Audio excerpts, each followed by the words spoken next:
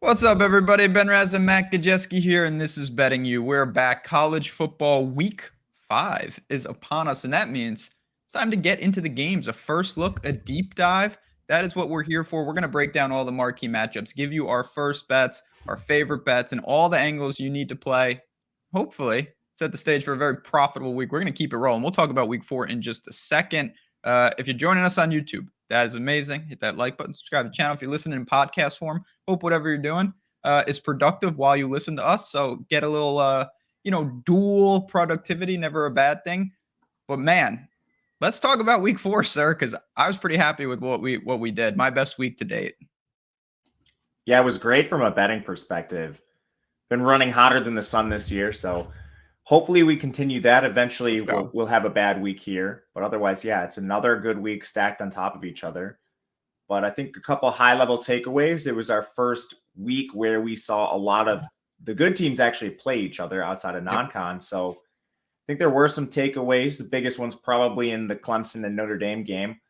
I think with Clemson, what we really learned is their special teams are probably going to cost them games down the line.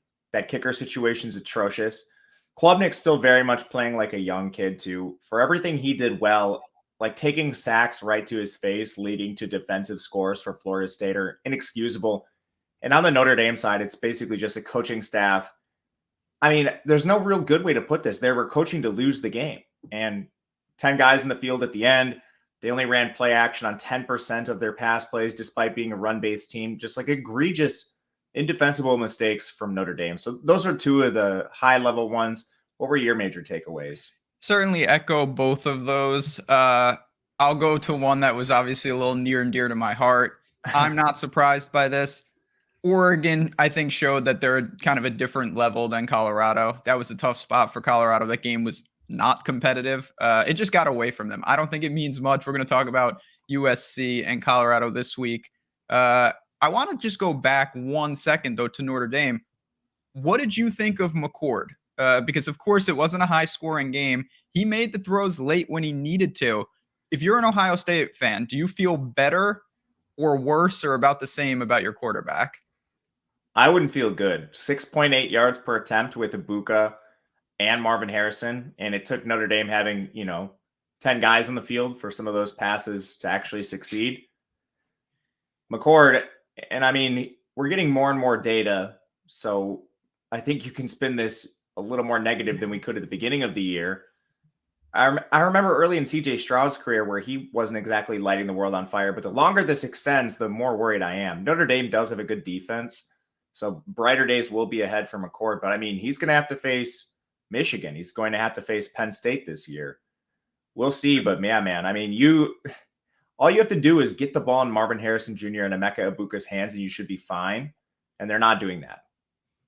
I tend to agree, and yeah, my last minor takeaway, Penn State is, I mean, again, when you're playing at night at home against Iowa, who's dysfunctional, but Penn State is rolling. They are going to give Michigan and Ohio State all they can handle in a couple weeks.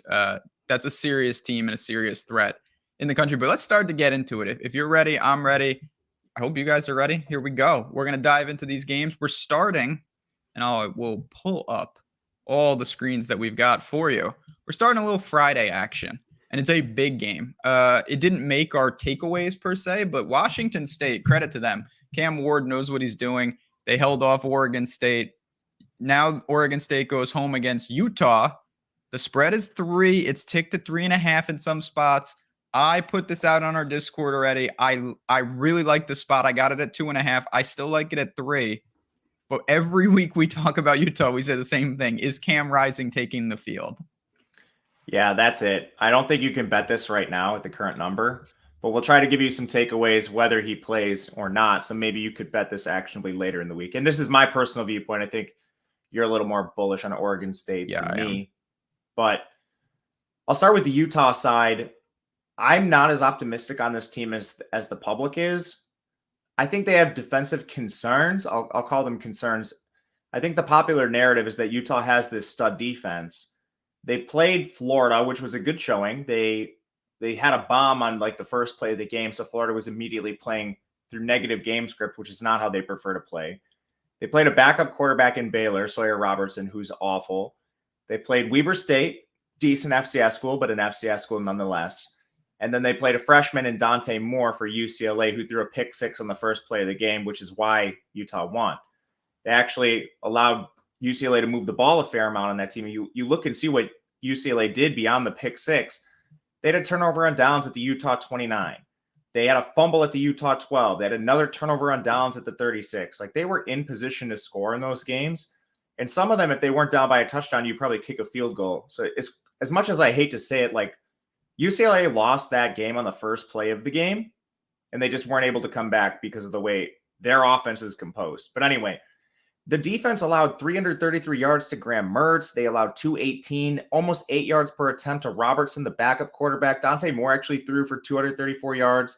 They couldn't run the ball at all. The offensive line is allowing a 38% pressure rate. They have a ton of penalties on the offensive line. I don't like their pass catchers. And again, the defense is still a question for me. Like, you haven't played anybody good. No opposing offenses are good. The efficiency metrics that underlie this defense aren't fantastic. You're like 45th in run defense. I mean, Oregon State should have an advantage running the ball here. A pretty decisive one, too. They have an awesome offensive line, 2 good running backs. So even if Damian Martinez fumbles his way out of the game again, Deshaun Fenwick has proved more than capable. Uwagalele is getting more rushing. He had 6 designed attempts in the last game. We thought that would increase with better competition. It has, so I think that's a positive. And I actually like their receivers when they do decide to throw. But anyway, that secondary for Oregon State got absolutely demolished by Cam Ward, who's a good QB. But it was the question heading into the game. Oregon State had basically played 3 cupcakes. And then it was, all right, they lost 2 premier starters in the secondary. Are they going to be able to stack up against Washington State? And they couldn't. They got absolutely demolished. The best receiver for Washington State got hurt on like the first play of the game. Didn't even have a catch. Washington State and Cam Ward, like, his receivers are awful. He's literally throwing to basically a cast of receivers that failed at other schools like UNLV, San Jose State. Like, a lot of these guys couldn't even get on the field at those schools. And they're playing for Washington State now. Like, that's who's carving up your Oregon State secondary. If Rising plays in this game, I think Oregon State is going to get decimated through the air, because Rising is just a significantly better quarterback than Nate Johnson, who can't throw. So right now, I mean, if you bet this at 3.5 and Rising plays, like, it might go through 0. So I think there's nothing you could possibly play on that side right now. And I think, like, maybe you just look at Utah, because Rising is practicing. He's not cleared yet, but he's splitting first team reps with Johnson. You'd think that means he probably gets cleared pretty soon here. I don't think we can bet anything at the current number. There's no doubt it's a weird situation. One thing that I think is very interesting, because, yeah, there's no doubt I'm definitely higher on Oregon State than you. I think back at home in Corvallis, they're going to just run it down Utah's throat. And Utah might answer. I thought the total would be higher, though. I really did. 45.5. I know Oregon State is not a tempo-based team at all, but if Rising's in there, I might look to add I'm already stuck in an Oregon State position. If Rising's in, I might add the over to my card. Yeah, I think that's weather related. You'll have to just watch that late in the week. Good. I hope it's a monsoon. That would be. I mean, that helps helpful. you, yeah. Definitely helps, because Oregon State is a lower variance team in that regard. Well, one last thing on Utah. You do have a lot of injuries working your way. Like, Jaquindon Jackson got hurt. Micah Bernard's already out. One of their best D tackles, Aliki Vamahi, as a targeting, he's going to miss the first half. So that kind of does work in your favor. Good. Let's go. Bounce back spot for Oregon State. First bet on the board. Now we move it to the SEC. We got Florida and Kentucky. I'm sure you saw it. The catch that Florida receiver made was absurd. It's a shame it was against Charlotte and no one was paying attention. If you didn't see it, Google it. Incredible. I don't even know who it was. Was it Pearsall? Yeah. Oh, yeah, I like subliminally did know that. Incredible catch.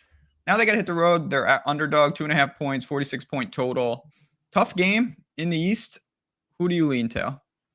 You want to know something just funny real quick on, like, Ricky Pearsall before we talk about the game? Sure.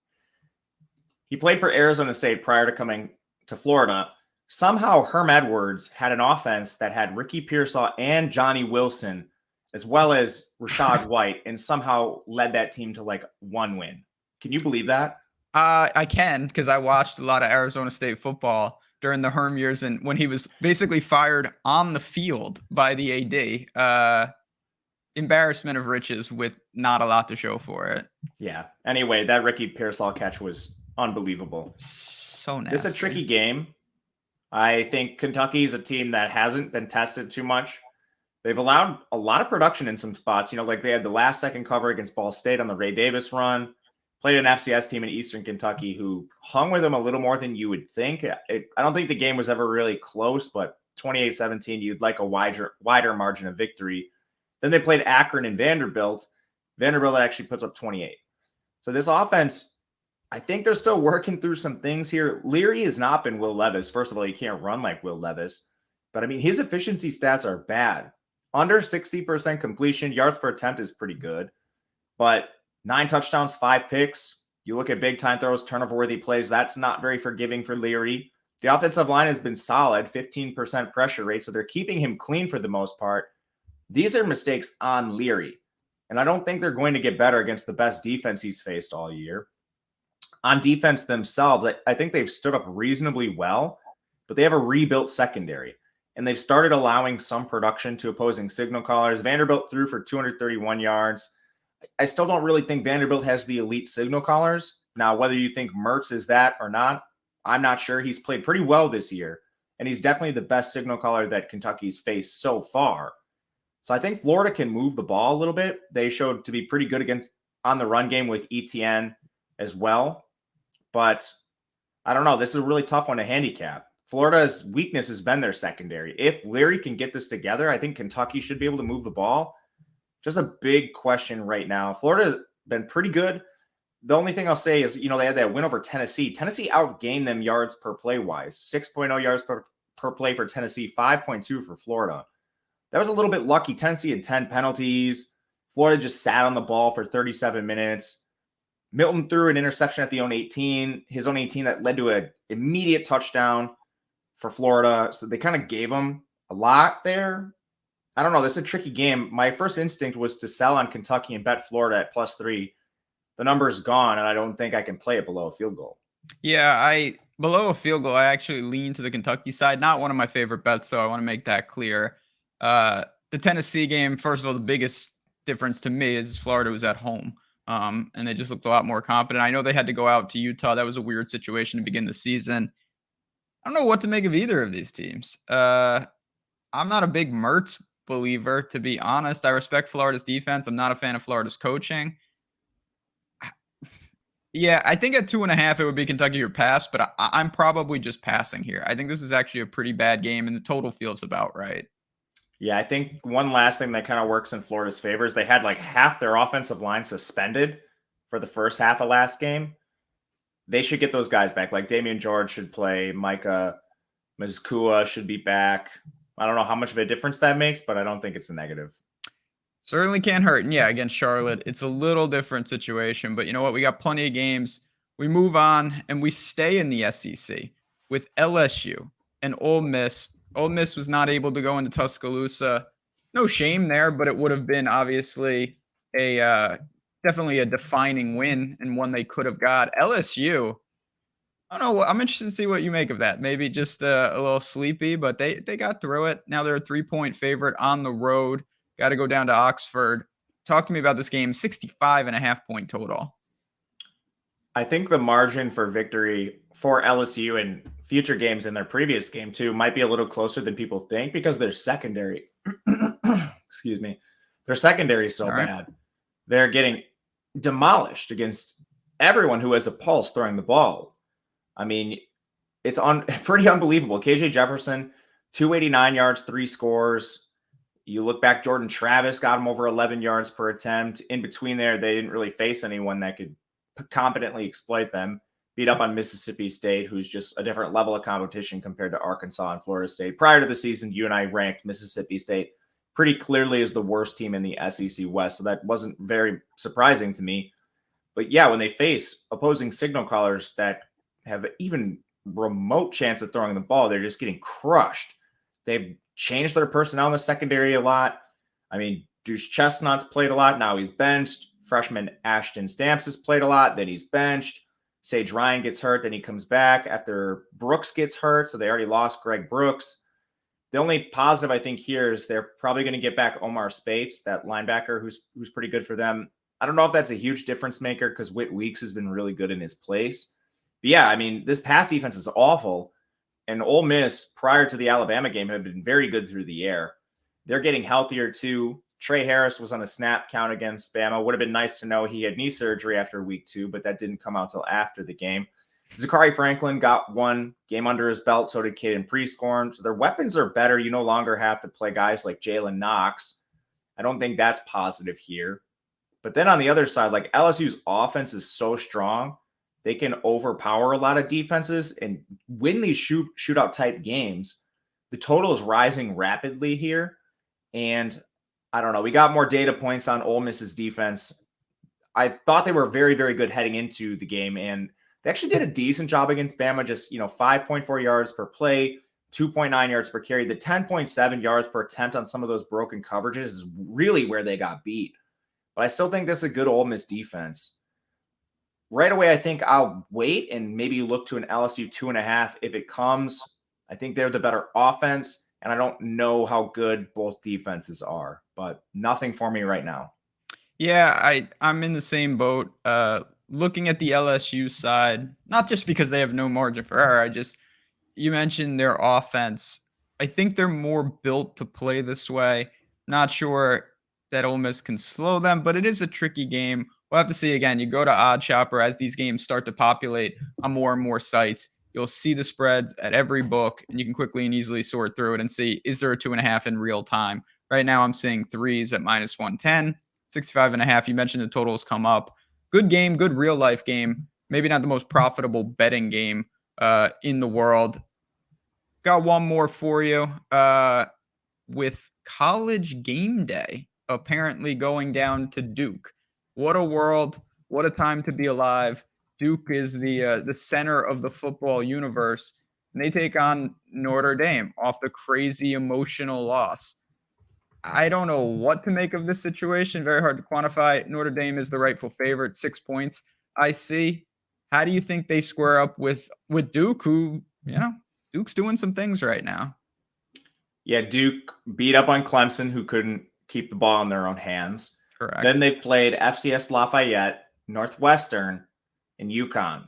So it's pretty difficult to evaluate Duke right now.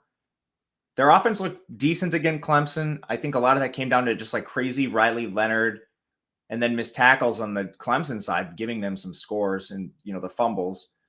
But there's a major mismatch in favor of Notre Dame on the ground. Duke is 1/10 in run defense. All that is adjusted for opponents. Audric Estime, the 5 backs Duke uses, should be able to carve up Duke on the ground.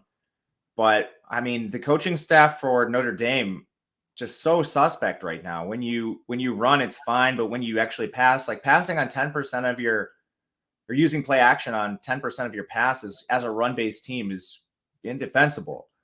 So there's no real faith in this Notre Dame coaching staff right now. If the game is close, I think they're more likely to lose them the game than actually winning at this point. I mean, having 10 guys on the field for the last 2 plays of the game, what is this, a high school game? Yeah, that's nuts. Yeah, I mean, and then just if you watch the game, look at Notre Dame. At first, they're actually carving up Ohio State, moving the ball down the field, throwing it. They take a slight lead, and then in the second half, it's 1st and 10, run up the middle. Oh, now we have 2nd and 9, and then let's repeat that about 24 times. I mean, it's just pure cowardice. Duke is not that.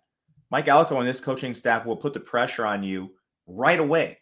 I think they're playing with a talent deficit, especially on the run and in the trenches. This offensive line has questions to me still. Like, so much of their production against Clemson came on Riley Leonard yards after contact. They had 2 Ivy League transfers come in to fill the void. It's very hard to come into Duke and transfer. So the offensive line, I think, is a little weaker than Notre Dame's. Trenches on both sides of the ball, I think Notre Dame has the edge. But yeah, man, I don't know. It's hard. I think the number's pretty good here. It's not going to be one I bet, with Notre Dame's coaching staff being their biggest weakness. The spread is a little all over the place. That's the one thing that I found was interesting. So if you do have a lean on this game, you really, really, really need to shop it. DraftKings is up to a 6-point favorite for Notre Dame. You've got some other books down to 4.5. So there's not market agreement here. There are opportunities. I think it's going to be a pretty close, competitive, grinded out type game. So I don't have a great theory on the total. 52. I kind of lean under. That's really, if I had to make a play for this game, I think I would just bet the under. Notre Dame, I expect to get the job done. I'm not one to really look for money line parlays. It's in the minus 230 range. I think Notre Dame's going to win the game, but I think it could be around a touchdown. That feels about right. Notre Dame just too strong. We'll get the running game going. A steamy big game. I'll say they get it done. I think the under is interesting. It's at 51 in some spots, so that 52 number is pretty good. Yeah. Duke is 99th in pace. Notre Dame's 112th. We already saw when Notre Dame takes the lead, they'd rather just run the ball right up the middle and get out of there than press a lead. Leads to their own volatility, but that's not just me being bitter, as you can tell. Anyway, yeah, the under I think is my favorite play. I don't know if I'll have an actual play in this game. There you go. And yeah, again, I'm telling you, it's actually the perfect time. I want to make sure people are aware of this. If you've been following us on this show, you've heard it. But if you're new and you're saying, man, I'm enjoying this, I'm trusting these guys, well, hear this, please. Shop these lines. 52 versus 51, 6 versus 4.5. This is the type of stuff that at the end of the year, it's going to be the difference between being profitable and being not profitable. So you can use Odd Chopper. And when these books give you offers, ties right into BetMGM, who sponsors this. Bet 10, get 200. I'll bring it up on the full screen right now. You see it there. If you don't play on BetMGM, you have an opportunity to sign up. The link is below. Takes a couple minutes. And when you do it, bet $10. You're going to get $200 instantly in bonus bets. It's that simple. Win, lose, or draw. Now you've got $200 in bonus bets, and you have another book where you get to shop every single bet of yours against it. Maybe it doesn't help. Maybe it does. If it helps only a couple times, you've done your job. You got to be 21 plus. If you have a gambling problem, call 1-800-GAMBLER. I'm telling you right now, that is the type of stuff to take advantage of. Take a little of your bankroll and explore adding it to that book and get the bonus bets while you're at it. All right. Now, we're going shifting gears. We're going to the Big 12. First Big 12 game on the board for us, and it's Kansas and Texas. It's down in Austin, though. Be a big, big spot if Kansas went in there and got this done. But they're not expected to. 17-point spread. Is that too much, about right, or too little? Yeah, this is the first game where I really start having some betting interest. I don't have a ton of interest in like Florida, LSU, or Notre Dame. But this game is a look ahead for Texas. They've got Red River next week. It's a ton of points. 17 points for Kansas. The reason I haven't taken it so far is I think a 17.5 might pop, but fully anticipate playing Kansas this weekend. And it's not just the look ahead spot. Texas, outside of the Bama game, hasn't really been tested. You've got Rice, you have Wyoming, and then you have backup QB Baylor. And some of those spots were a little sleepier than you'd think. You look at the final score for a game like Wyoming, 31-10. It's not actually indicative of how the game played out. Much closer through the duration of that game. Texas eventually pulls away at the end. But there's questions for me with Ewers. His efficiency metrics are kind of all over the board. 64% completion, 9.1 yards per attempt. He has 9 touchdowns, 0 interceptions, 4 big-time throws, 1 turnover-worthy play. The offense isn't really asking him to do anything, which is probably the way they should play. O-line's, they have an 11% pressure rate, but you've had one good pass rush come to town in Alabama. So I think that is a little bit inflated. And you look at the Bama game specifically, 6.1 yards per play for Texas, 5.8 for Alabama. Yards per attempt through the air, Texas 9.2, Alabama 9.4. This defense looks a little vulnerable to me, and they'll be facing an explosive offense on the other side in Kansas. Now, I don't think Kansas wins this game outright or anything like that, but you have a veteran signal caller in Jalen Daniels who's mobile. Your top 3 receivers from last year back, Luke Grimm and Lawrence Arnold, are pretty good receivers and can take advantage of a secondary that's shown cracks at times. The defense for Kansas is the biggest question for me. They've shown vast improvements, but you've played Missouri State, Illinois, Nevada, and BYU. So right now, your defense ranks 26th overall in the country, just efficiency-wise. I mean, last year, this was a defense that was around top 90th. So how much of this is strength of schedule? How much of this is year-over-year improvement? Kansas has gotten some good play out of these guys, and you would expect a little year-over-year improvement. I don't know. I think they have their hands full with the Texas receivers, especially a guy like Xavier Worthy and Jatavian Sanders. They're very hard to cover. And those guys got loose against a better Bama defense.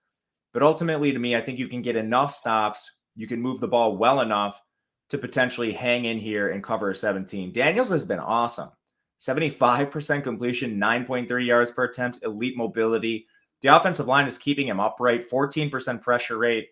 And while they haven't had the strongest schedule, it's not like pure cupcakes either. Illinois and BYU are decent programs. So I like Kansas. I like taking the points there. I'm going to play this. I'm just waiting for potentially a 17.5. Yep, I hear that. And I always again, it's partly because I don't know how they're going to stop Texas, but Kansas is going to score. I mean, they're putting up certainly over 30 points per game so far, level of competition, but Kansas will score on this team. I'm a big Daniels fan. I know how you stop Texas. It's not going to happen every play, but you just let Ewers take every snap. You'll get a couple stops against Texas. Yeah, I mean, he might give you a couple.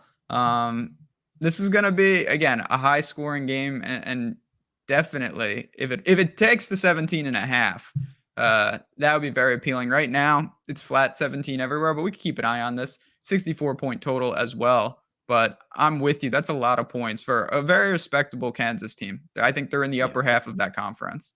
And for this has been bouncing a little bit. 17.5 were available, just not to me living in Wisconsin, classic. But I'm going to play Kansas, 17 I think is fine. I'm just waiting in the off chance it does go to 17.5. And then if Texas takes money, any sign of that, I'm going to hit Kansas right now. So there you go.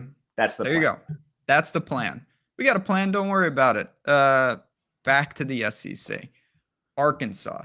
Texas A&M. Texas A&M was a late add to my card last week. Worked out perfectly because Auburn's just not that good. But that game was in College Station. Now they hit the road. Another road favorite. Under a touchdown. I see 6.5 over on DraftKings. I can check out some of the other books as well. Tough game. Do you have a lean? Are you going with Arkansas, or do you think A&M can keep it going? I bet Arkansas at +7. This number is still there. I think this comes inside the touchdown mark before game time. Arkansas is the home team. A&M's been fine. They have some injuries to worry about. Connor Wegman, I'm not sure plays in this game. He has an ankle sprain. You had Fadil Diggs, a defensive end, get hurt. Ja'Day Walker got hurt, a receiver in the game. He was on the sidelines, didn't play in the second half. Jardine Gilbert didn't play. He's one of their safeties. Noah Thomas missed the last game. He's expected to return, but he's banged up. A&M's pretty injured right now, and this is a team that has pretty significant cracks. Everyone has been talking about A&M from last year falling back on their elite recruiting classes. Well, one, they weren't great on the trenches on either side of the ball. And then moving forward to this year, their offensive line's allowing a 32% pressure rate. That's below average. Already got Wegman hurt. Max Johnson, if he plays, holy smokes, we're going to get full Jaden Delora effect here. This guy is reckless with the ball. 23 career big-time throws, 29 career turnover-worthy plays. I mean, the best thing about Wegman is he takes care of the ball for the most part. Max Johnson does not do that. The defense has gotten wrecked against the better teams they face, like Van Dyke going over 12 yards per attempt against them. And then from there, you've played New Mexico, Louisiana Monroe, and the quarterback roulette that Auburn runs out there. So I have significant questions with the defense. They're 78th in coverage. They were outside the top 100 last year. They're 89th in coverage, even worse, 64th in total defense. Arkansas should move the ball against this team. Raheem Sanders returned to practice last week. They held him out just for precautions. Think that probably makes sense. I'm not sure what he's dealing with, but you had your offensive line return. Devon Manuel returned to Arkansas last game. That unit's still been pretty good for them. And KJ Jefferson's been excellent with the cast of FCS receivers that they're trotting out there. And you can move the ball through the air against A&M. And I also think you can move the ball on the ground if you get Raheem Sanders back. Not to mention they've gotten pretty good play out of like Rashad Dubinian and AJ Green on the ground. Arkansas played close with LSU. KJ Jefferson's been excellent. Very good mobility, offensive line, keeping him relatively clean. This comes down to points for me. I think it is just too many at 7 here, and I'm willing to take the touchdown with Arkansas. Yeah, and there are still 7s out there. Again, I'm on Odd Chopper. You can quickly and easily see it. I do want to just flip to the other side of the game. Do you have any interest in sprinkling, a +220 range on Arkansas winning this game? Yeah, I think that's live. I'd have more interest if Wegmans ruled out, but I don't think you're going to get that news before kickoff. So it'd be nice to be holding, like a money line ticket, have that in your back pocket. He's out, and then the line probably moves in favor of Arkansas. Yeah, I mean, I can promise you this: if Wegmans ruled out, sevens are gone. They might be gone basically no matter what, but watch I this don't. game, guys. Watch Max Johnson out there. He's got a little Jameis Winston to him. Yeah, he lets it go. He's been around. How many schools has he been? Just two, LSU and A&M. I feel like he was on TCU at one point. That's just fake news. I mean, I'll double check right now. No, I'm sure you're right. Obviously, I remember him at LSU. Yeah, just two, LSU and A&M. Good for him. Still letting it fly. We'll see if we get him to. But yeah, Arkansas at home. I kind of like sprinkling on that money line again, not because I think they're going to win the game. I just think plus 220 range is a pretty generous number. Always on the hunt for that. All right. SEC again, a lot of big games. This is what happens when we get in conference. South Carolina and Tennessee. Two teams again on the Georgia side of things, so that does make it difficult, but opportunities here. We've got a 12.5 point spread, 63 point total. What do you make of this game? I was looking at the over, waited too long, and missed the best number, but it's still where I lead in the game. Just wish I would have played that 62 right away as I was looking at it. South Carolina is 18th in pace. Tennessee is second. Both these teams have significant defensive concerns. South Carolina comes mainly in the secondary, which was predictable. They lost 2 NFL corners, 3 edges, 2 linebackers, and a safety. And they've been gashed through the air. Drake May over 8 yards per attempt. Carson Beck at 7.7. Will Rogers at 10.1. Holy smokes, they've just been absolutely gashed through the air every step of the way. Can Joe Milton do that? I think so. He's been good in some spots, pretty bad in some others. But receivers should still be fine here. And I think they've allowed production to lesser signal callers than Joe Milton. And not to mention, they've allowed production on the ground too to certain opponents. British Brooks over at 7 yards per carry. DeJuan Edwards for Georgia was at 6 yards per carry. So even if Milton can't get it done here, you've got a stable of 3 rushers for Tennessee that should move the ball in this fast-paced offense. Then on the other side, Tennessee, holy smokes. First of all, they got a lot of injuries. Deneco Slaughter's missed the last 2 games. Elijah Simmons, Keenan Peely, Christian Charles, those guys have all been in and out of the lineup. Peely's only played in 1 game. He's their stud linebacker. So they've got a ton of injuries on defense. And then they've kind of allowed some production too. Like Austin P was at 6.3 yards per attempt through the air. I mean, they destroyed Eddie Lee Marburger, but once Owen McCown came into the game for UTSA, and I don't know why Owen McCown wasn't starting to begin with, my goodness. He went 18 of 20 for 170 yards, 8.5 yards per attempt. They only had 2 incompletions against Owen McCown. This defense has cracked, so when Rattler comes on the field, he should be able to exploit this, in my opinion. My goodness, 2 bad defenses. Baseline's up. Yep. Maybe I'll still play 63. I don't know. What do you think about this? I'm fine with it. Yeah. I mean, this is just, especially when you get up there, the value of the number is, I mean, not that you always want the best numbers available, but it's, you mentioned the pace spots. I don't know how either of these teams stop each other. Certainly South Carolina's faced a hell of a lot worse already, having to go to Georgia, things like that. This screams, and these teams will be comfortable in this. This does scream 41-30 type games. I think Tennessee's going to hang a lot of points, and South Carolina will keep pace. The spread feels about right. If it ever got to 14, I would look to South Carolina. I don't think that's going to happen. I'm with you. Over or pass for me. Yeah, I agree with you on the side. I don't think I'm going to play it, but South Carolina would be where I look to. I might play the Overwatch throughout the week. We'll see on this. Yeah, keep an eye. And again, if you ever have questions on that, Matt_Gajewski at ChazRazDFS, one of the many ways to get in contact with us. We're here. We're building this up on OddsShopper. Tell your friends. Let's grow betting you. Let us know. And I will say also, we did a bonus episode last week. If you guys want that, let us know in the comments. Give me a yay or nay. If you want another bonus episode on the schools we don't get to, let us know. We'll see if we can make that happen. Maybe a little down a couple days. We'll see what we can do. We want to We want to build it up because we love talking college football. I can't visibly show you this game because it's in New York. But Clemson and Syracuse do play football. I've got it on good authority. It's all you. Can't bet it. Where is Clemson at this point with their season their season's over. Yeah, their season is probably over. But I think there's some other factors here. Like, is Dabo coaching for his job? Yeah, I think he's untouchable. I think he is one more like off season. His portal antics are running thin. I had a Megamind double triple conspiracy theory that if Ole Miss won, maybe Saban would be not fired, but obviously maybe he says, you know what, I've had enough, and Dabo went there, but none of that's happening, it looks like. Yeah, to your point, I think it's maybe more likely that Dabo just retires, maybe looks at some NFL stuff, because I think he hates the portal. But if he wants, I think he can go to the decision makers at Clemson this offseason and be like, all right, I was wrong. Just like last year, I was wrong for internally promoting.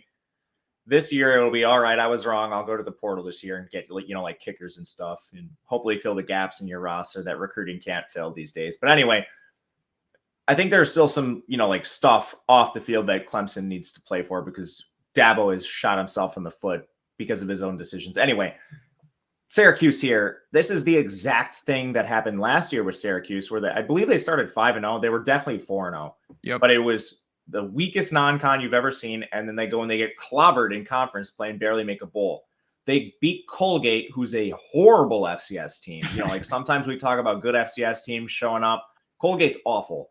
They played Western Michigan, who's going through one of the most drastic changes in offense you possibly can. They're now full air raid, and they don't have the players in place. So you got a 48-7 win over Western.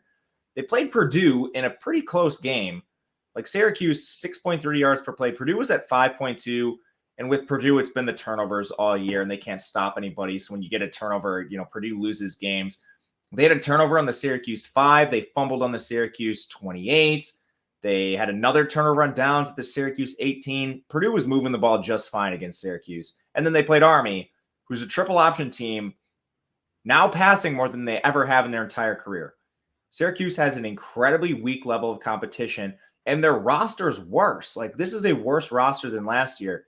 Not everything they can control. Oronde Gadsden, their best pass catcher, is out for the year. They just lost their second best pass catcher, Isaiah Jones. Kalen Ellis hasn't played yet this year. Last game, LaQuint Allen, their starting running back, got hurt. Trevor Pena got hurt. He's probably their third best receiver. You still haven't had Joe Moore play, so you're down 2 offensive linemen. Like, Syracuse is really banged up, and they've been able to get by these terrible teams with a hurt roster.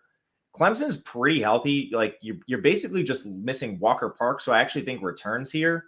Antonio Williams, I think, also returns, their receiver. You did lose Nate Wiggins, the safety, but I mean, this Clemson team's pretty healthy.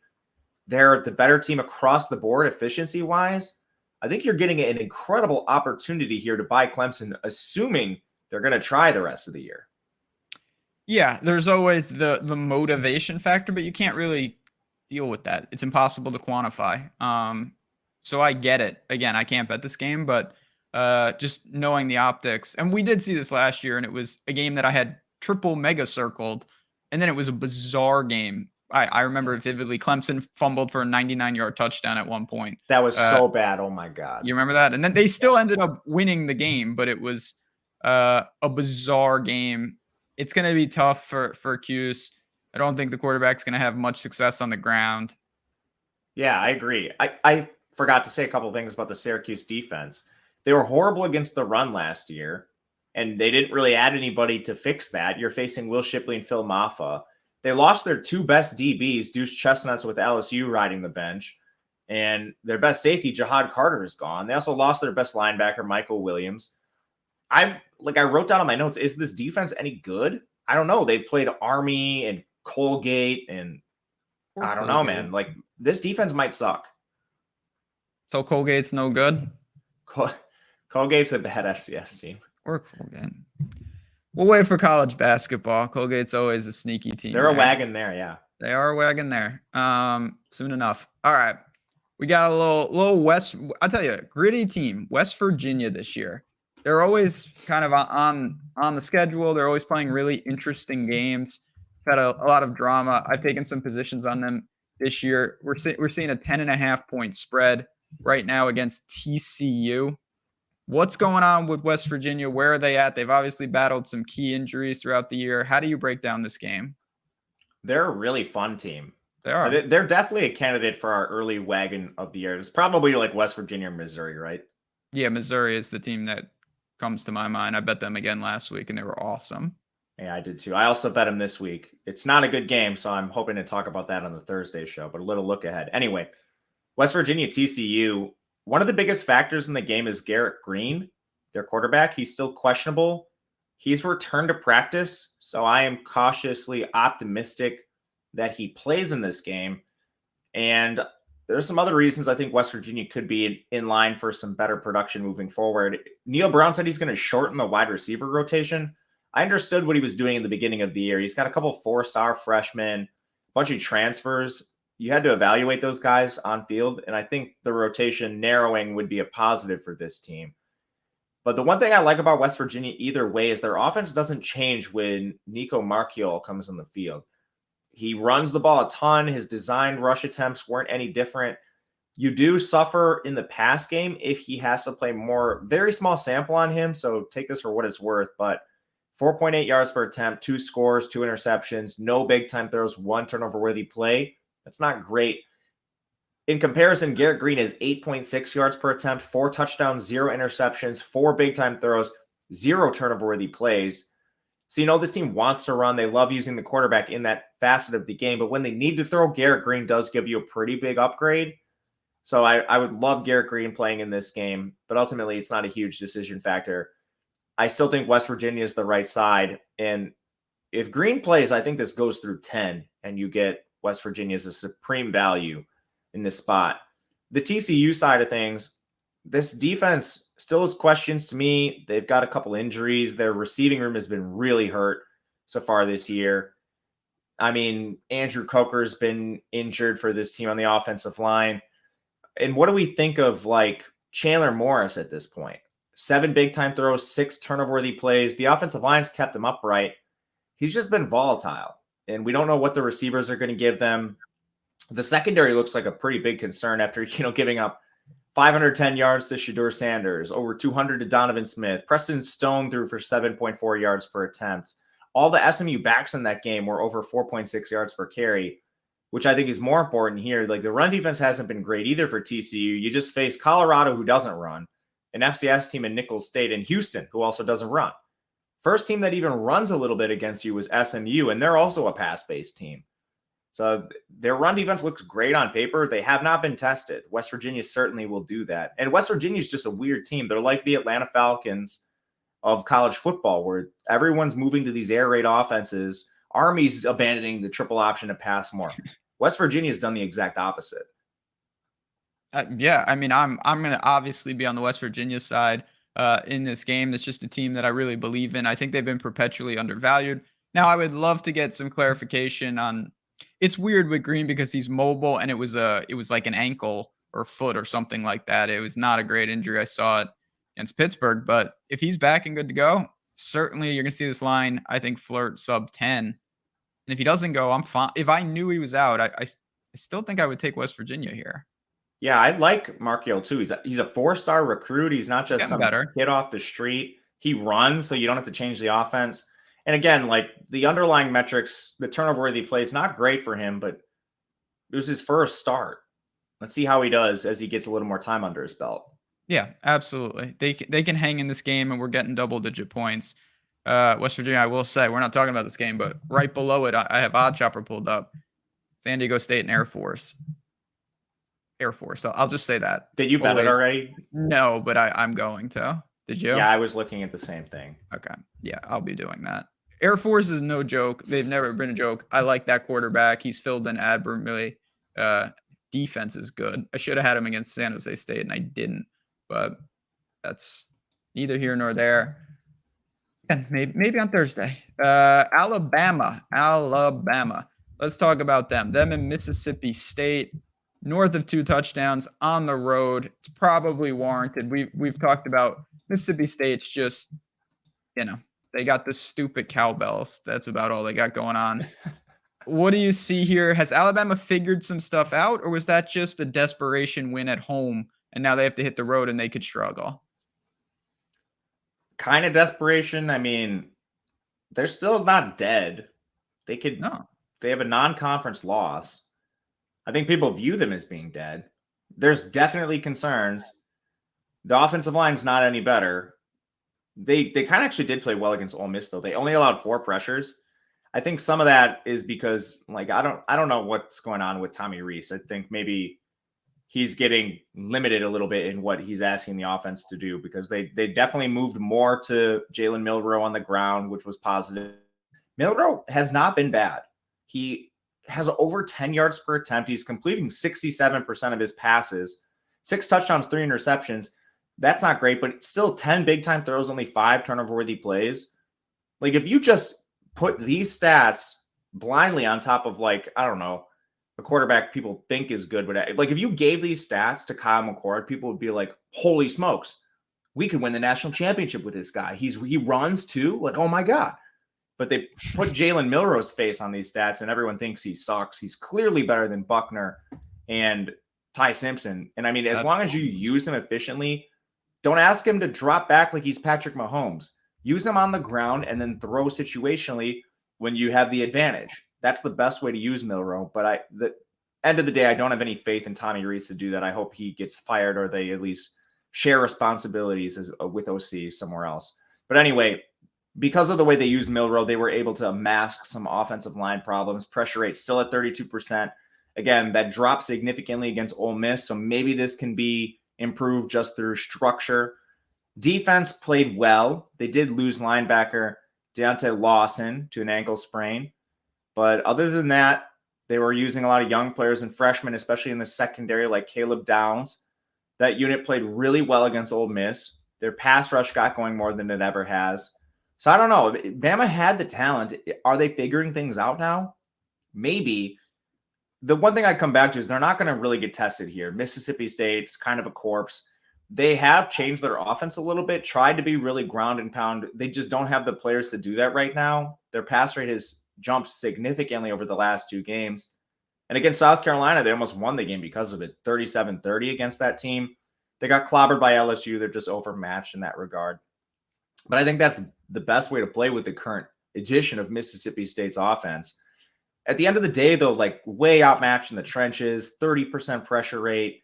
They got most of those came against LSU and South Carolina. Like, Will Rogers is going to be under duress this whole game. The Mississippi State defense is built really weird. They don't rush the passer by trade. Like, they design their defense to not really have a strong pass rush, and they live off coverage. They lost almost all their good players in the secondary. And then they also don't stack up well against the run. They're outside the top 50. If this gets to 14, I'm going to bet Bama, even on the road. Anything? It's a low total. So they're not expecting Mississippi State to do much offensively. 46.5. Anything there? I did think about that. It's come down a little bit. I was even toying around with it when it was at 47.5. So I'm glad I didn't pull the trigger on this bad number. But I think right away, pace could be a little bit of an issue. Yeah. But Mississippi State is still 44th. They've increased their pace quite a bit. Bama's 82nd. So pace does set up for an over for me. Honestly, now that you mention it, that at the current numbers, assuming we don't get like a -14 or something, that would be where I look. I'm going to put this on my numbers to watch. I might end up with an over. Yeah, I might end up with an over as well. I've got my eye on that just because I think Mississippi State will be forced to speed up even if they didn't want to. They should be trailing. And I think Alabama is going to get better and better offensively. If they can give me, 30 plus, I think we can get the job done here. And I kind of expect them to do that even on the road. So keep an eye on that number, see where it goes. I don't think it's going to flirt with 45. If it does, I will bet the over. There's no doubt in my mind. I just bet it right now. I don't care. Okay. Good. Live a little. I'll be joining you. Let's do it. Okay, we got a couple games left. I also want to mention always Odd Chopper Premium. I've been using it to kind of just showcase the line. This is just one part of it, though. Certainly, I'll give you guys a sneak peek. Go to Positive EV Bets over here. See what's populating in real time. You see all sorts of stuff from baseball to college football, NFL when props and lines come out, And again, all of this is available. It's a market-based approach. There are filters. Say you only want, I only play on 2 books. Give me these. Okay, no problem. Look at that. It adjusts in real time. These are slick, clean tools, and it can make you a better. There's no doubt about that. If you want to test this out, we've got offers. Link in the description. Here it is. 70% off the first month with the code Let's Go. You click that link, you sign up. You're talking like $1 a day. So ask yourself, if you're betting any type of volume, would you pay $1 a day to have an extra win, to have one less loss on the card? I think most of you would. See what we got going on. I really use it every single week, not only just to make the bets, but just to look at, okay, what are the books saying? Is there consensus? Things like that. It's not the only thing that I use by any stretch, but it is a great part of my process, and I really believe in what we're doing. And anything that's going to tell you to bet Air Force first half money line has to be legit, because that's the kind of stuff that I like to do on my own, because Air Force is an actual wagon. Now, that is secondary. We're talking about Georgia, who I don't know if they're not, I'm sure they are bored. They were fooling around with Trent Dilfer's team last week. Then they turned it on. They get Auburn, another team that, I don't think realistically can do much. Sure, it'll be loud. It's the same exact spread that we were just talking about, 14.5, and it's almost the same exact total that we were talking about, 47. Do you see this any different than the game we just talked about? A little different. I'm a little more likely to bet an under here. Okay. It's another one where I wish we could just get a flat 14 on Georgia. This team's been really hurt. So, yeah, they haven't covered a spread all year, but I sort of think they've had the training wheels on. Like, Ladd McConkey hasn't even played. Roderick Robertson and Kendall Milton missed the last game. Tight end Pierce Spurlin's been out. Amarius Mims is out for a while. He's allegedly not going to play till the Florida game at the earliest. Michael Williams was sick last week. Javon Bullard to safety. He's missed time. Marcus Rosemy-Jackson played last week, but allegedly he was only cleared right before kickoff.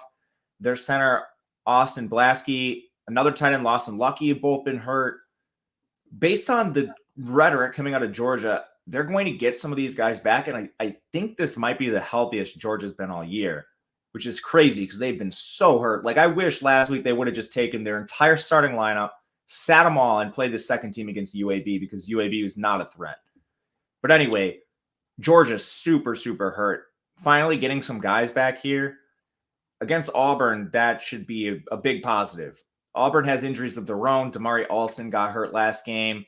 They did return basically all the injuries in their offensive line and a lot of their DBs, but immediately when that happens, Keontae Scott gets hurt. Donovan Kaufman gets hurt again. Zion Puckett gets hurt. Serious questions in this Auburn secondary. I still don't really know what we have with Carson Beck. He's been good, but he hasn't been asked to do anything. The offensive line's been solid. They only have an 11% pressure rate. They also haven't been pressured at all because of their opponents. Losing Mims hurts, but I mean, they should have the guys to step up and fill that spot. I think Georgia can throw on Auburn, especially if they get back a guy like McConkey. Even if they can't, Arian Smith's been solid. Brock Bowers is always going to create mismatches. Can Auburn score on this Georgia defense? Probably not. They've been using 3 quarterbacks. Peyton Thorne actually doesn't have the worst efficiency metrics. It's just, turnovers here and there. But, funny enough, he has 3 turnovers, interceptions specifically. He only has 2 turnover-worthy plays. His receivers got to do a little bit more for him. And, I mean, it's basically a portal job at wide receiver. So how much improvement can we really expect? I wouldn't be expecting much. But, yeah, this comes down to, I don't know how Auburn scores on this Georgia defense. And I think Georgia can score if they want to and if they're healthy enough to do so. So that's why I'm looking at the Georgia side, terrified by them not covering a spread at all this year. But I think that literally just comes down to health. Yeah, I mean, they're just, they're getting the job done. I will say against South Carolina, there was a concern there for one half. And then I watched the second half of that game, and Georgia looked highly interested, and they absolutely decimated them. Now, they were at home there. They were outstanding in the red zone against UAB. But again, level of competition, I don't know what to really make of it. I would go with the under. You alluded to that. I think there's a chance that Auburn only scores like 10 points, if that. Yeah, that's the other thing I was going to say. In Georgia, I think they're trying to limit plays right now. Play slow, get in, get out of games. They're 88th in pace. Auburn's not much faster. They're 64th. This just has they're 31-10 type feel to it to me. I don't think I'll bet it, but if I did, it would be on the Georgia side. If it gets to 14, I likely will. Looking at the under, going to give this a harder look throughout the latter half of the week. And it might, 14.5 is at plus 14.5 is at minus 115. So it is taking a little pressure. Maybe we see a 14 out there. Yeah, I don't think this is the spot that trips Georgia up. I'll be honest. I don't really see that with Auburn. All right, let's talk about the boys from Colorado. My team, even though they're not my team, everyone thinks that I hate them. I actually really like them. They're an awesome team. Just didn't like them last week. But now, has the overreaction occurred? Because everybody's saying, oh my God, USC, Colorado. Now, Colorado, once again, the spread came down. 21.5 is out there. 73.5 point total. Where are we at here? Now, they're in Boulder. That helps. But can they do anything to slow down Caleb Williams and this offense? And will they, unlike the Oregon game, be able to match them score for score? I don't know. I'm surprised the way, how the public feels they love Colorado. Yes. Sharps hate Colorado, but they've taken a ton of money to open the week. People seem to have this vast difference in power rating between USC and Oregon. And I don't necessarily agree with it. And I don't disagree with it either. It's just a lot of unknowns on the USC side. People are going to talk, USC's played this incredibly easy strength of schedule so far. And that is true. But you look and see their snap count, dive into this a little bit, people. Don't just look at the schedule. They've only had 6 guys on offense play more than 50% of the snaps. Defense isn't all that different. San Jose State put up 28 points. Arizona State put up 28 points. They don't even have their starters on the field for part of this. So, maybe their defense sucks. I don't particularly think it's good, but what can you really gather from watching the backups play? A couple things I'll say about the defense. I think USC is significantly stronger up front compared to their secondary. They've gotten really good edge play. Bear Alexander, he had a bad week 1, but he's sort of figured it out from there. The one question I have, the secondary and linebacker core. USC adds a guy like Mason Cobb, very good player from Oklahoma State. He's been horrible. What Alex Grinch touches Mason Cobb and suddenly he's just a horrible player now. I don't know what's happening. He's missing tackles left and right. He has been injured, so maybe that has something to do with it. But man, it's time to fire Alex Grinch if he can't get this together at this point. They have allowed too much production to opponents too. So even if they do have backups in here, Drew Pine can't throw for over 200 yards. Cam Scatibo can't run for 111. You can't have Nevada passing for 300 yards as a collective. They use 2 quarterbacks in the game. That can't happen, even if you're playing backups. Now, on the Colorado side, still injuries across the board. They don't have Miles Slusher still. I'm starting to believe that Dion lied to us when he said Slusher was banged up, quote. Travis Hunter allegedly wants to play here. I don't think the doctors are going to let him with the lacerated spleen. Carter Stoutmire is still gone. We'll see. But I think right away that USC defensive line should have success against the Colorado offensive line.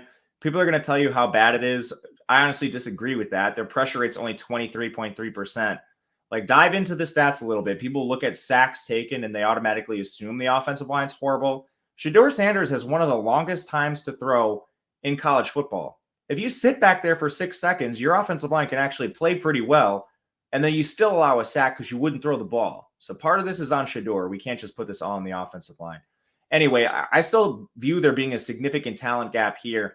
The second you start seeing Zachariah Branch and Dorian Singer playing 100% of the snaps, what do we really think is going to happen with USC? I personally do not power rate them significantly below Oregon. It seems like the market has done that. And I think they're assuming a lot based on what USC's done, even though they haven't played their starters the whole game. So I'm going to wait. I might bet USC. I would make this around 3 touchdowns myself. So the 21 is key here. I'm not taking 21.5. But I think people have gone too far assuming USC is a bad team and a horrible defense when they haven't been playing their starters. It's a fascinating situation because when I originally, right after the game, I was like, okay, I think there's going to be an overreaction and I might look to snag Colorado, but I missed it's come way down. And now I'm like, we're starting to get into, I don't know, this is Like if I could get under 3 scores, I mean, USC is live to really score. You look at Oregon, they could have hung more points if they wanted to. USC might hang a ton. Now it's in Boulder. I think that absolutely matters. They're definitely going to put forward a better effort. But you mentioned the weapons that USC has is, I don't know. It's a little different than Oregon, but it's electric. Any They're feel on the better than total? Oregon on offense. Yeah, I mean it's a different style, but they've got a stupid amount of weapons. That's what I'm saying with the power ratings. USC's offense is better. How much worse is their defense? I think they're worse. I mean, I do too, but can they just make up for that? Again, your defense doesn't. I'm with you. You shouldn't be. I told you before the show, I watched Nevada play Texas State last week. Nevada is awful. You should never. I don't care if you have your 8th string in there. You shouldn't be giving up points to them. But on the flip side, I will say, if you score 66 points, it doesn't really matter what you do because they're not going to give up 50 points to Colorado. So if you can hang that type of output on offense, you can kind of do whatever you want. I agree. USC on defense is 35th in the country, 70th in run defense, 3rd in pass rush. They have a major advantage there, 41st in coverage. That is adjusted for opponent. Do with that what you will. It's a little bit noisy with 4 games under the belt, but from a power ratings perspective, I do not view USC and Oregon as being vastly different teams, and you're seeing them treated that way. Keep an eye on this one. Fascinating game. All right, we got 2 more. And we're going to stay out west. We'll go to Washington. Talk about a team that doesn't mess around either. 18-point spread against Arizona, 67.5-point total. Can anyone slow down Washington's air attack here? I don't think it's going to be Arizona. No. I bet Arizona last week, and then I see them win by 1 against Stanford and go back and dive in. I'm like, how the heck did this happen? And then I see Jaden Delora gets hurt in the game. Michael Wiley gets hurt in the game. Martel Irby's hurt. Uagale's hurt. Bill Norton didn't play. Tia Savea got hurt in the game. Justin Flo got hurt in the game. They had like 8 in-game injuries. That's still probably not a good excuse against Stanford, but holy smokes, this Arizona team is banged up, and I don't know how many of these guys are going to get back against Washington. So right away, I think we should be looking at the Washington side just based strictly on injuries. This Arizona team is decimated, and I don't know what we're getting out of the backup with Noah Fafita. If he has to play, he has no sample whatsoever. The offensive line has been pretty good, only a 17% pressure rate. And I don't know how good Washington's defense is. This was basically a unit that was right around the 100th ranked defense in the country last year. They now rank 13th, but they played Boise State, Tulsa, Michigan State, and Cal. They're not exactly the most difficult level of competition, but not just complete slappies either. So right away, an under has appealed to me because I think a lot of what this total requires is Arizona to hang in the game. You're putting potentially a backup quarterback in for his first start behind an offensive line that's a little banged up right now with skill position players that are hurt. The real question I have with the total is, like, can Washington get like 90% of the way there themselves? And they might be able to. Arizona's defense isn't good and it's hurt. The only real injuries on the Washington side to note, Mateo Melee's been injured, but the backup Parker Brailsford's played awesome. Julius Buelo has a chance to play here too. Jalen McMillan, he's been hurt, but I mean, they added Jeremy Bernard from Michigan State in the offseason. This Washington team should just completely hum here. Interested in the under because I don't know if Arizona can do their part. Otherwise, I might just play Washington. Even at the 17.5, I don't see this moving Arizona's way, to be honest. I think this factors in Delora, and if he's out, this should probably be like 21. Yeah, I mean, I have not bet this. If I do, it'll be on the Washington side. If you have and you put out some prize pick stuff each week, I mean, I don't know. They can't set Penix's number high enough because the guy is just, it's insane. And he's got every weapon imaginable. It just seems like more of the same from Washington. I agree with you. And this isn't the best Pac-12 week. Wait till we get we have one good Pac-12 game, Oregon State and Utah. Wait till we start getting some of these Oregons, Washingtons, USCs, Oregon States. Those games are going to be sick. Cannot wait. Yeah, right now Colorado's involved with all these, and that kind of makes it weird. But all right, final game. And again, a couple things as always. Appreciate you guys hanging out. We're going to do our best bets at the end as well. And let us know in the comments. If you want to see us in a couple more days talk about the Nevada and Fresno State. Fresno State might be secretly good, by the way. That's another story for another time. Let us know what you want to hear about, and we'll do our best. But we're going to talk about Michigan right now. In theory, this would be a trap, sneaky game. But in reality, Nebraska is not a serious team. And that's why it's an 18-point spread and a 40-point total. So the books are saying, even though Michigan now actually has to play road games, I'm not sure they knew that given their early schedule, it might not make a difference. Is it going to make a difference? Can Nebraska do anything to slow down the rushing attack? Probably not slow it. Michigan State has neutered their offense themselves, not covering a spread so far this year. But I have questions about Michigan. I want to fade them in some of Big Ten play. It's just Nebraska now has injuries to both their quarterbacks. It's not just Jeff Sims. Heinrich Haarberg is also hurt. They lost their top two. I don't know. Chuba Purdy, who I don't feel very good about. He's still around? Yeah, he is. But maybe Sims has an ankle injury. They keep calling him questionable every game. Like maybe he returns. And I don't think Heinrich is seriously injured. I think one of them probably plays. But anyway, they're both hurt. So playing less than 100% is not ideal either. Top two running backs are out. Gabe Irving, Ramir Johnson, one of your top receivers tore his ACL in week 1. Your edge rusher, Cameron Lenhart, has missed a couple games here. I believe he was out there last one specifically. We'll see if he returns. So really hurt Nebraska facing Michigan, who even though runs a neutered offense, probably just can overpower their way here. I'm going to fade Michigan in future games. They give cracks here. Offensive line, 20% pressure rate. That's fine, but it's coming against East Carolina, UNLV, Bowling Green, and Rutgers. And Rutgers being the best defense they faced this year by far. And then,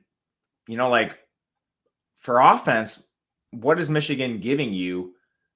I have questions about the line, of course, but I mean, Rutgers hung in that game. Rutgers played better than I thought they would. They were at 5.8 yards per play. Michigan was only 6.8.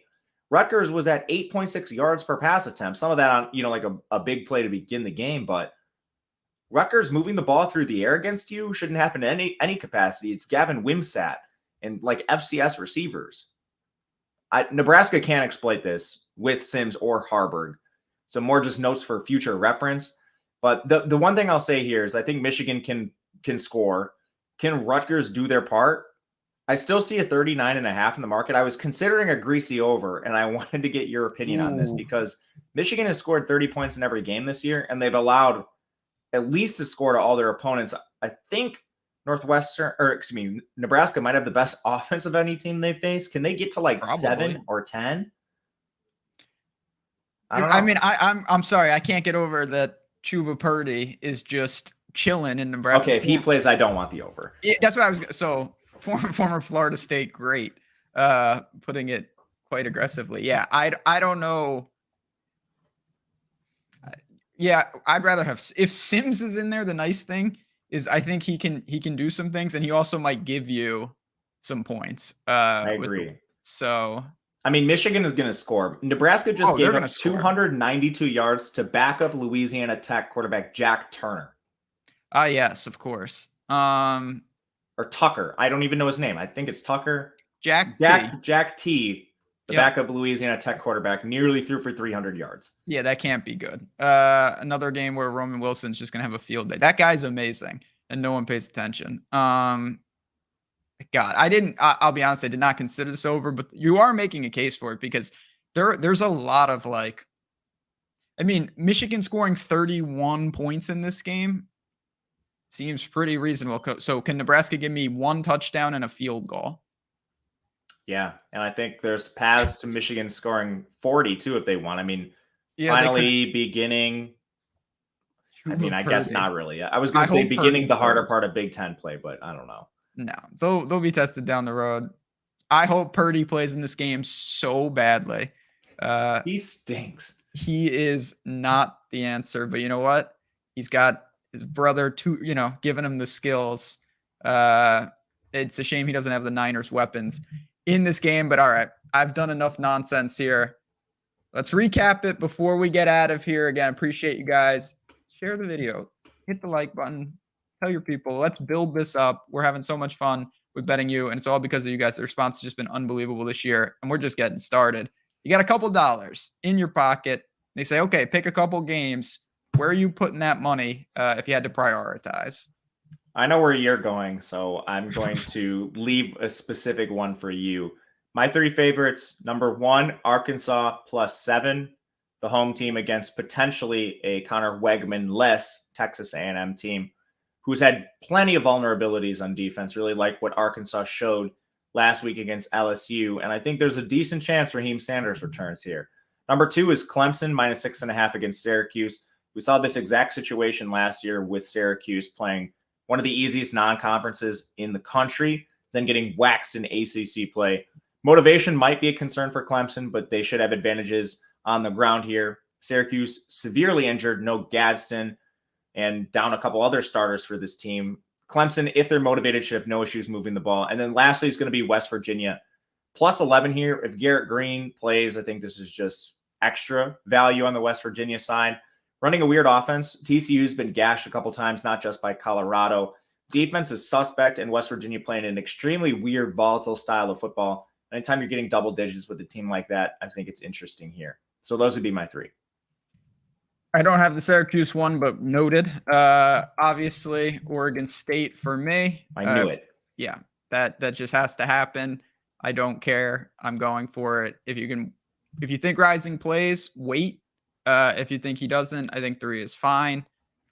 I'm going to give you one more. I'm going to put Kansas on here. I just think at 17, this team can score. I would love the hook, but I believe in Kansas. I love their coach. Are they good enough to beat Texas on the road? I don't think so. Are they good enough to make it respectable and hang points? I think so. We've seen worse teams than Kansas hang with Texas already. So I don't think it's a given that this is a blowout. So you got a nice little spread there, and it's going to be a great week of football ahead. As always, appreciate you guys. Questions, you know where to find us right here on the Odd Chopper channel. And of course on Twitter, Matt_Gajewski, JazzRazDFS. Stay tuned. More betting you possibly coming later in the week. But for me, for Matt, and for all these teams, good luck, enjoy, and we'll talk to you guys soon.